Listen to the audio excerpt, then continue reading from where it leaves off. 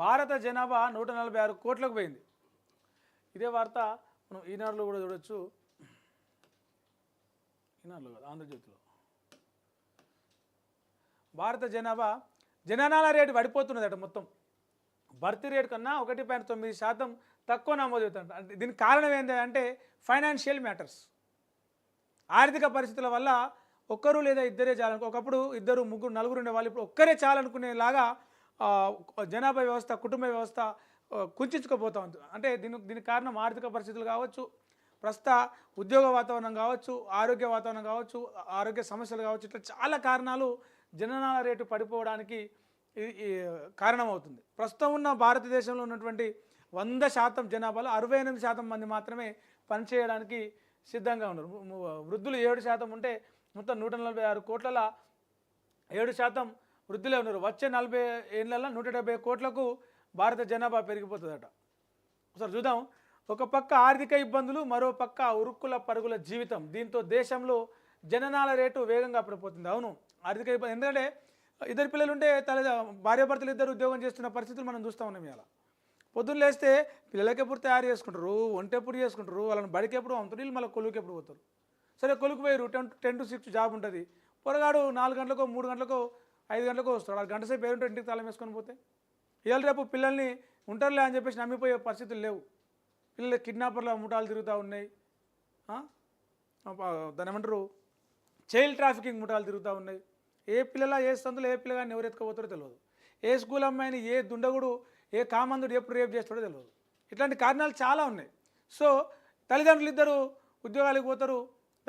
దాంతోపాటు కొంత financial problems, దీనివల్ల ఉరుకులు పరుగుల జీవితం. సో సంతానం ఒకరుంటే చాలే, ఏదో ఒక రకంగా చైల్డ్ కేర్ సెంటర్లో పడేసుడు, స్కూల్కి వెళ్ళి వచ్చిన తర్వాత మళ్ళీ ఆఫీస్కి వచ్చిన తర్వాత పిల్లగాని తెచ్చుకుంటారు. ఇట్లాంటి కారణాలన్నీ కూడా ఉన్నాయి.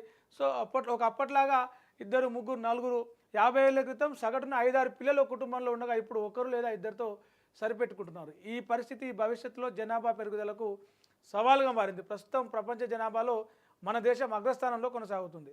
భారతదేశ జనాభా ఈ ఏడాది 146 కోట్లకు చేరింది. దేశ జనాభా పెరుగుదల ఎదుర్కొంటున్న సంక్షోభాన్ని ఐక్యరాజ్య సమితి తన జనాభా నివేదికలో వెల్లడించిందంట. నిన్న విడుదల చేసిన దాని ప్రకారం భారత జనాభా భర్తీ రేటు కంటే జననాల రేటు తక్కువగా ఉందని దాంట్లో వెల్లడించింది. జనాభా పెరుగుదల తగ్గుదల సంక్షోభం కాదని, జననాల రేటు తగ్గడమే నిజమైన సంక్షోభం అని పేర్కొంది. లక్షలాది మంది ప్రజలు పునరుత్పత్తి లక్ష్యాలను చేరుకోలేకపోతున్నారండి. జననాల రేటు 1.9% పడిపోయింది. భర్తీ స్థాయి 2.1% ఉంటే జననాల రేటు 1.9% పడిపోయిందట.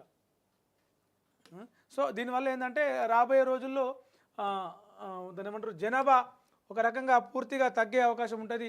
40 ఏళ్లలో 171, ఇప్పుడు 146 కోట్లు దేశ జనాభా ఉంటే రాబోయే 40 ఏళ్లలో 170 కోట్లు అంటే ఎంత తక్కువ జననాల రేటు నమోదవుతుందో మనం చూడవచ్చు. దీంతో పాటు ఆయుర్దాయం అంటే ఆయుష్, పురుషులైతే 71 ఏళ్ళు బతుకుతున్నారట, మహిళలు అయితే 74 ఏళ్ళు ప్రస్తుత పరిస్థితుల్లో బతికే అవకాశం ఉందని చెప్పేసి యుఎన్ నివేదిక తెలిపింది. ప్రస్తుతం దేశ జనాభా 146.39 కోట్లు, వచ్చే 40 ఏళ్లలో 170 కోట్లకు చేరుకుంటుంది.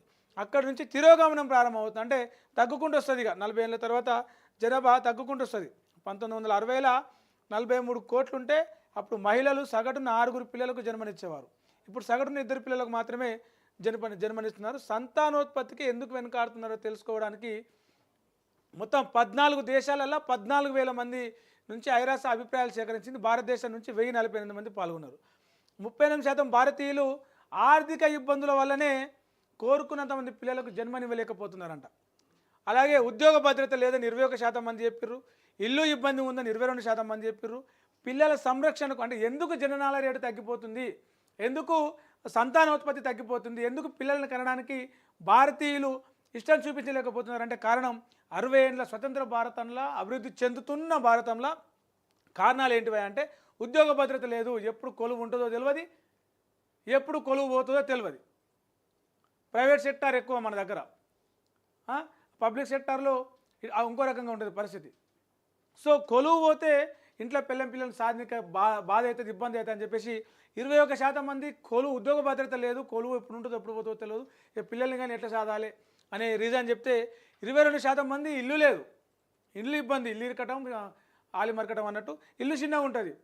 అక్కడ ఇన్ని రకాల సమస్యలు ఉంటే మనం ప్రత్యేకంగా చెప్పాల్సిన అవసరం లేదు. ఇల్లు ఇబ్బంది కాబట్టి పిల్లలను సరైన కావాలనుకున్న పిల్లల్ని కనలేకపోతున్నారు. పిల్లల సంరక్షణకు తగిన సౌకర్యాలు లేవని పిల్లల్ని కాపాడుకోనికి చూస్తున్నాం కదా, చైల్డ్ ట్రాఫిక్ అని అదని ఇదని. చిన్న పిల్లల మీద 2వ తరగతి 3వ తరగతి 4వ తరగతి 5వ తరగతి చదివే పిల్లల మీద రేపులు. సో వాళ్ళ సంరక్షణకు సంబంధించిన వాళ్ళ సేఫ్టీ లేదు.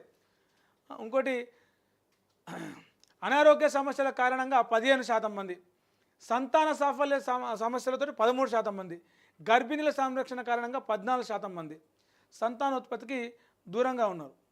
సో ఇట్లాంటి కారణాలు ఇక బీహార్, జార్ఖండ్, ఉత్తరప్రదేశ్లో జననాల రేటు ఎక్కువగా ఉండగా ఢిల్లీ, కేరళ, తమిళనాడు రాష్ట్రాల్లో భర్తీ రేటు కంటే తక్కువగా ఉంది. వేగవంతంగా జనాభా మార్పునకు లోనవుతున్న మధ్య ఆదాయ దేశాల జాబితాలో భారత్ను ఐరాస లెక్కపెట్టింది. మొత్తం భారత జనాభా రెట్టింపు అయ్యే సమయాన్ని 79 ఏళ్ళుగా అంచనా వేసింది. అంటే 1960 నుంచి మనము ఈ 60 ఏళ్ళ వరకు వచ్చేసరికి 60 కోట్ల నుంచి 146 కోట్లకు పోతే దీన్ని డబల్ కావాలంటే 79 ఏళ్ళు. అంటే ఎంత స్లోగా జననాల రేటు రన్ అవుతుంది, ఇంకా ఇన్ని సమస్యలు దీనికి కారణం అవుతున్నాయి అనేది. అంటే మనం డెవలప్మెంట్ ఏడ ఉన్నాం, ఇల్లు ఉండదు, ఉద్యోగ భద్రత ఉండదు, ఆరోగ్యం సంబంధించింది ఉండదు, పుట్టిన పిల్లలకు సంరక్షణ ఉండదు, మహిళలకు సేఫ్టీ ఉండదు, ఆడపిల్లలకు సేఫ్టీ ఉండదు. ఇలా అన్ని కారణాలు జనాభా ఉత్పత్తి జననాల రేటు తగ్గిపోవడానికి కారణమవుతుందంటే ఒక రకంగా ఇది సిగ్గుపడాల్సిన విషయమే.